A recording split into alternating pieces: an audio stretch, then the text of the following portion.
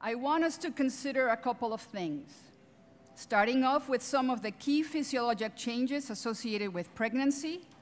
I want us to understand some of the ongoing animal research regarding the impact of the anesthetic on the fetus, both from a structural and from a functional point of view, and also discuss some of the limitations involved when we extrapolate those results to humans. But I want to start off by telling you about a patient I cared for about 8 months ago. And here is a 37-year-old woman, G2P1, that comes in at 25 weeks gestation for a left hemiglossectomy and a selective left neck dissection for squamous cell cancer of the tongue. And this was diagnosed a couple of weeks prior to her surgery, when persistent tongue soreness prompted her to go to the oral surgeon, who did a biopsy of the affected area, and the diagnosis was made. She has a past medical history that is significant for depression and anxiety. She takes 2 agents for that. She suffers from gastroesophageal reflux and has a hiatal hernia.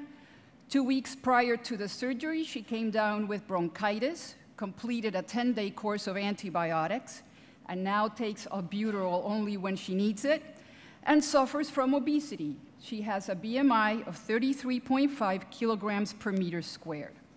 She tells me that she's had prior surgery in the past, but denied any problems with anesthesia except for postoperative nausea and vomiting. And she arrives to the operating room tearful, anxious, and requesting IV anxiolytics. Well, now you have an overview about my patient, so I want us to step back for a moment and just review a few of those key physiologic changes that a woman goes through during gestation. Volume expansion occurs in the first trimester, and it increases 30 to 45% by term. The heart rate and the stroke volume increase with a resulting increase in cardiac output by up to about 50% during pregnancy. There is a decrease in pulmonary and in systemic vascular resistances. By the second half of gestation, the weight of the uterus can compress the inferior vena cava, particularly when the patient is supine, thus decreasing venous return and cardiac output. Hence the importance of left uterine displacement when the patient is supine. With increasing weight and expansion of the uterus comes a decrease in functional residual capacity. This, coupled with an increase in oxygen consumption of about 30 to 60%, accounts for the rapid arterial oxygen desaturation during apnea. Gastric emptying has actually been found to be normal in healthy, non-laboring, lean, as well as obese pregnant women. About 2/3 of pregnant women go ahead and develop heartburn during gestation, and the origin for this is multifactorial.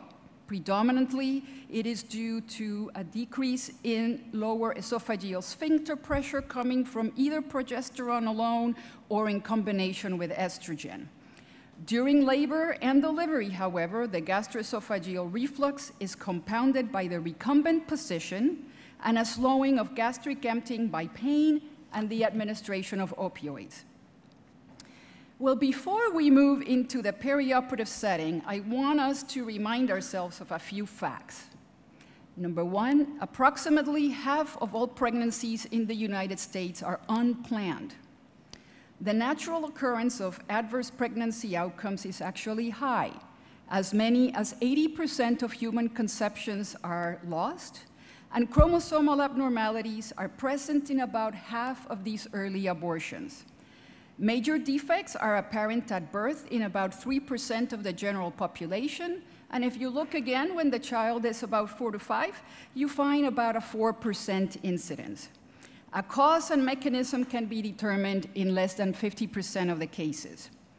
Exposure to drugs and environmental toxins accounts for only 2 to 3% of such defects. Well, by now, you've now heard about my patient. You know about some of the key physiologic changes that she's going through. So let's move on to consider some of the anesthetic issues that we face when caring for the pregnant patient in the operating room. And when one of these cases is booked, my beeper usually goes off with a question along the lines of, Can I use this drug? Is this drug to be avoided in pregnancy? What can and can't I use? Basically, what is a teratogen? And it is really any drug or substance that is capable of interfering with fetal development, causing birth defects. And virtually every drug can have teratogenic characteristics if the species is susceptible to it, if it is administered in sufficient amount during a substantial period of time, and of course the drug has to cross the placenta. Let's think about what we do in the operating room. Anesthetic exposure is mostly a single event of short duration compared to the lifespan of the individual.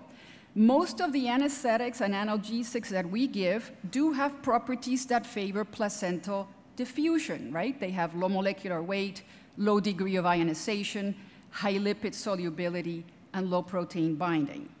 But when a drug crosses the placenta, its teratogenicity will depend on the stage of fetal development at which exposure occurs. So here's a take back to medical school. If exposure occurs during the period in yellow, that period of conception and implantation, it's going to be either all or none. Either nothing happens to the fetus or the embryo is miscarried. If exposure occurs during the embryonic phase, designated in red, the insult can result in structural abnormalities. If it occurs in the period in magenta, the fetal period, that's when organs that were formed previously begin to grow and differentiate. And exposure here can affect fetal growth, organ size, or organ function. Let's tackle the issue of structural abnormalities first.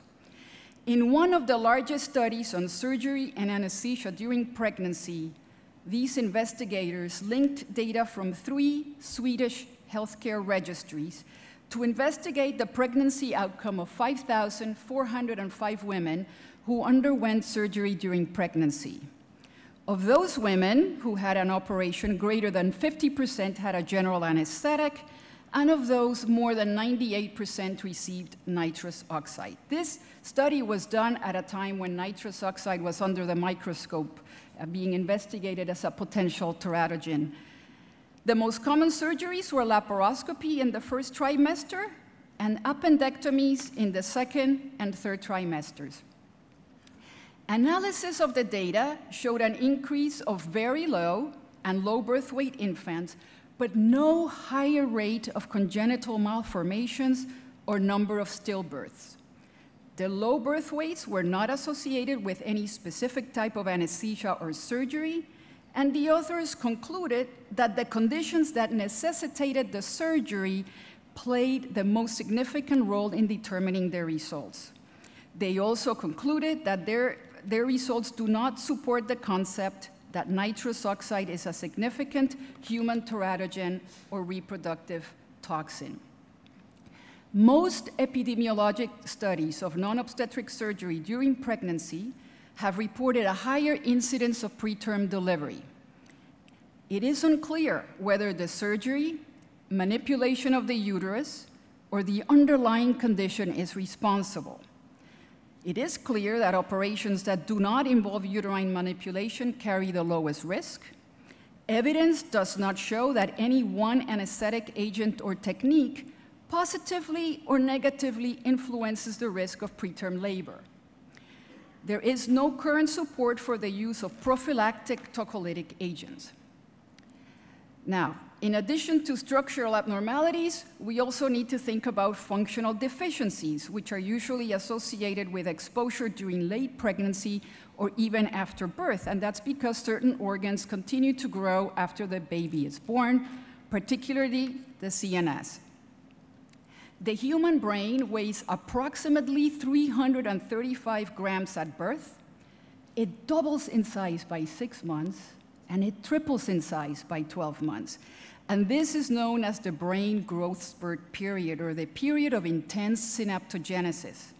It is during this time that trillions of synaptic connections are being formed, with each neuron vastly increasing its dendritic surfaces to accommodate incoming axonal contacts.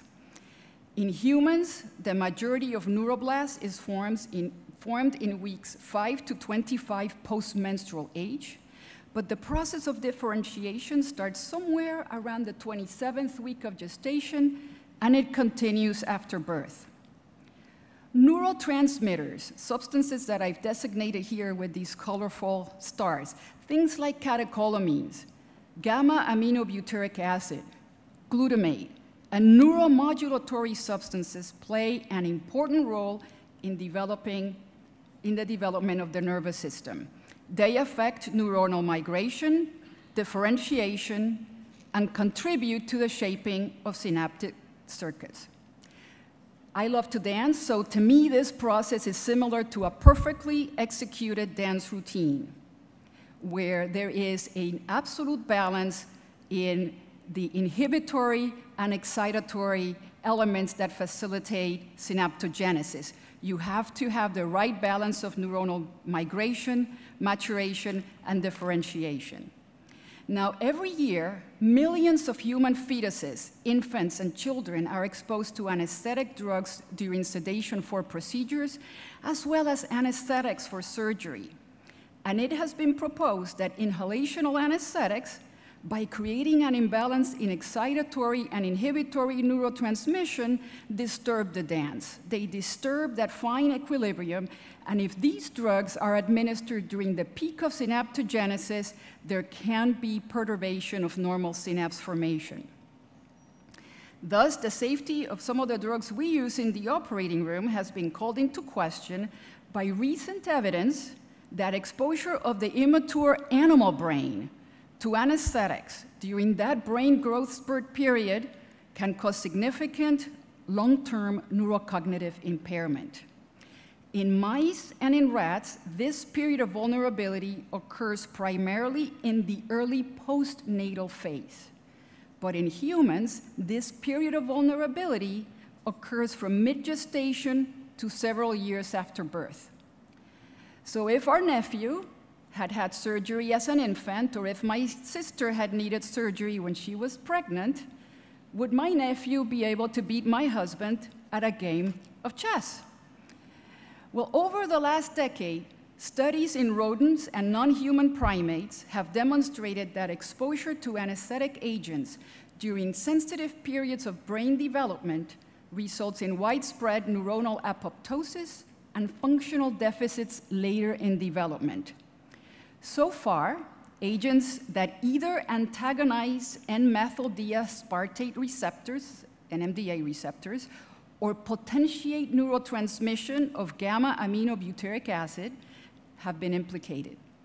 But in humans, no conclusions about causality can be drawn from the existing non-randomized data. And that's because humans are more complex.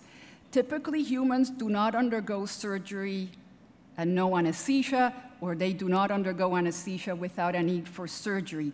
We need to very carefully consider the complex interaction between the surgical procedure, the anesthetic technique, whether regional or general, the drugs that we use in the operating room and how they might interact with drugs the patient is taking at home, the effect of stressors, things like pain, and the inflammatory response. And this is something that's getting a lot of attention recently. Just in the March issue of Anesthesiology, there were 2 excellent studies in mice regarding the inflammatory response and functional abnormalities afterwards. How about the impact of patient comorbidities and the physiologic derangements that occur in the perioperative period, changes in blood pressure homeostasis, glucose homeostasis, and temperature? I think that we can agree that it is not possible to discern from the published human studies whether or how differences in surgical procedures, anesthetic drugs, patient monitoring techniques, or anesthetic techniques will affect the outcome. Let's take my patient, for example. Here's a woman who has been recently diagnosed with cancer, which has taken her underlying depression and anxiety to new heights. She suffers from reflux. She had an infection 2 weeks prior to the surgery, and she suffers from obesity, which is an inflammatory condition. She takes quite a few medications at baseline. Just to illustrate how complex this issue of functional abnormalities is, I'm going to share with you two studies, and this is a hot topic.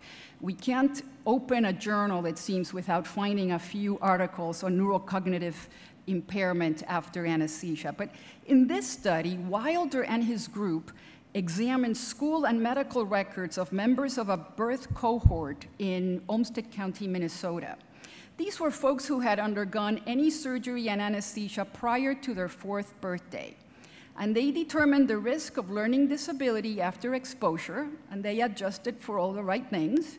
And they reported that learning disabilities, as judged by school test scores, were more common in those children who had more than one anesthetic, and that cumulative anesthetic duration of more than 2 hours was a risk factor for learning disability. Now, a couple drawbacks. Number one, this is a retrospective study. Learning disability is really a nonspecific outcome, as there are quite a few pathologies that impair a child's ability to learn. The anesthetic that was used for the most part is now outdated, mostly involving halothane. And there was no follow-up after the disability was detected, so we don't know if the kid did better afterwards. Recently, the academic performance of a national cohort of Danish 15 to 16-year-old adolescents who had undergone inguinal hernia repair between 1986 and 1990 at the age of 1 or younger was compared with a random sample of 14,575 age-matched controls. When important confounders such as gender, birth weight, parental age, and education were controlled for, there was no evidence that a relatively brief general anesthetic, presumed by the authors to be somewhere between 30 and 60 minutes, had affected academic achievement scores in a required, nationwide, standardized test administered to all 9th graders in Denmark. So where are we now? We are in need of randomized prospective trials.